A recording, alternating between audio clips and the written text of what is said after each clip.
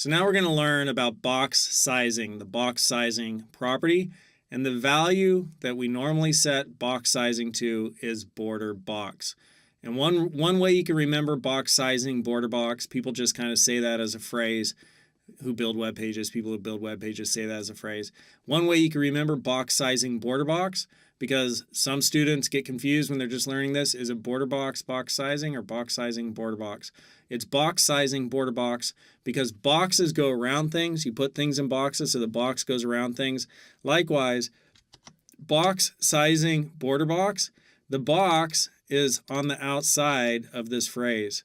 So it's box sizing, border box. And if you flip those phrases around, it'd be border box, box sizing. The box would be on the inside. But you want the box on the outside, so it's box sizing, border box. That's the mnemonic device for remembering it.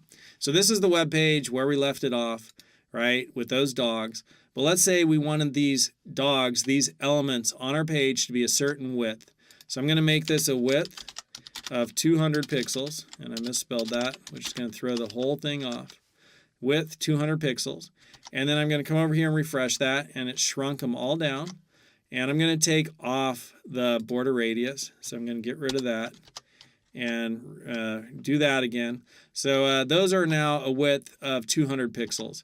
But if I right click and choose inspect, the actual width of this, we could see down here, is 200 is the width and 158 high, plus 20, plus 10, plus 40. So it's 2, and 20 plus 20 is 240, and 10 plus 10 is 260, and 80, 40 plus 40, 80 is 340. So it's actually 340 pixels wide, right?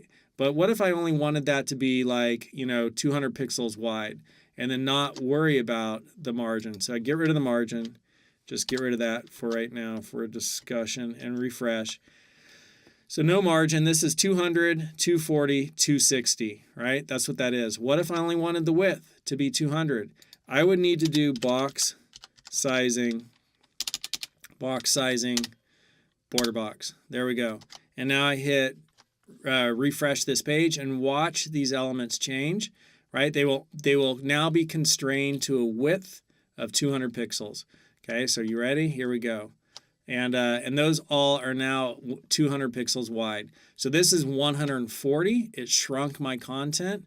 And this is 20 plus 20 is 180. 10 plus 10 plus 180 is 200. So that element now is constrained to 200 pixels. So if I'm precisely trying to create what's happening on my web page, using box sizing, border box will allow me to specify the width exactly. And then as I change both the border and the padding, instead of increasing the size, increasing the space that my element's taking up, it'll decrease the size of the content in the middle. So that's, instead of growing outwards, it just shrinks the content inwards. And so that's box sizing, border box. There's another example, 2 examples here, which I've put together, which really helps students wrap their heads around it. And so here's the index, and I've put the CSS in its own folder when I wrote that. I'm just going to take that out because we haven't been doing that in this class. So, and then here's the CSS, and I'll do a right click and split, not horizontally, let me close that. Right click and split vertically. There we go. And so you can see, different stuff going on this page. Let's just take a look at it because the page speaks for itself. So here's the problem. This has no padding.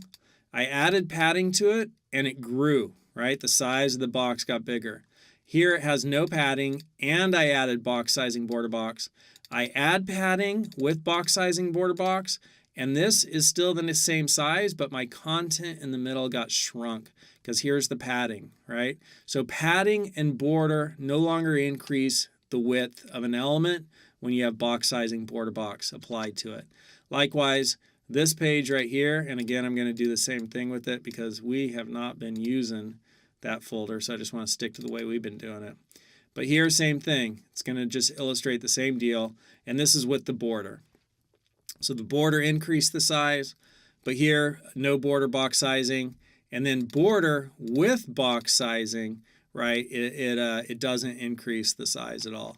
So that's how box sizing, border box works, and it just constrains the width of your element when you've set it, I want it to be exactly this wide, and you increase the padding or the border, not the margin, right? The margin's still going to push things left and right, but the padding and the border will now push content, make it smaller inwardly so that the element doesn't grow in size outwardly.